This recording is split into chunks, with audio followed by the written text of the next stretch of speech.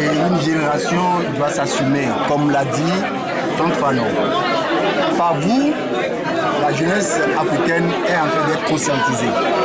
Et l'action qui est menée par le balai citoyen, qui est là pour balayer la dictature, non seulement burkinabé, mais la dictature africaine, est saluée de par le monde.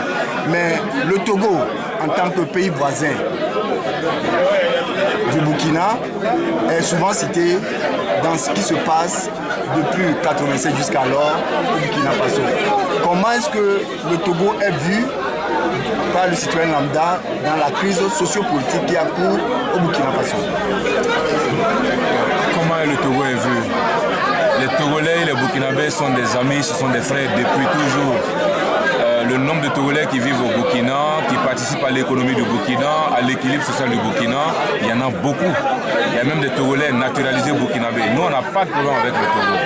On a peut-être de temps en temps des soucis avec les autorités togolaises parce qu'on sait les liens qu'il y a eu entre Yassine Yadema et Blaise Compaoré. Ensuite, Fort et Yadema avec Blaise Compaoré encore, qui a même participé d'une certaine mesure au putsch qui s'est passé récemment parce qu'on nous a dit qu'il a fait venir des avions dans le sens de soutenir son ami Gengere, ça n'a pas marché.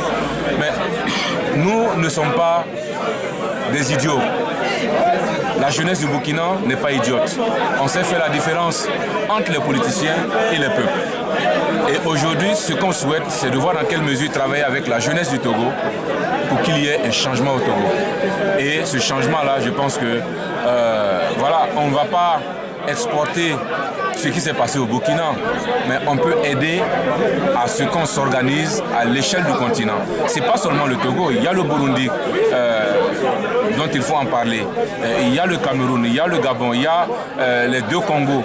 Il faut aujourd'hui qu'il y ait une dynamique. Mais encore une fois, il ne faut pas qu'on se trompe d'ennemis.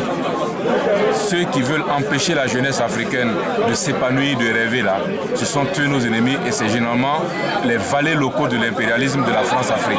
Et ça, il faut qu'on arrive à le percevoir, il faut qu'on arrive à le comprendre.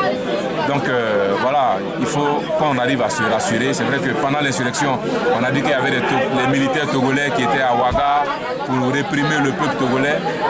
Le balai citoyen a toujours dit ne nous trompons pas d'ennemis. Nos ennemis, ce sont ceux qui veulent nous réprimer. Les Togolais sont nos amis.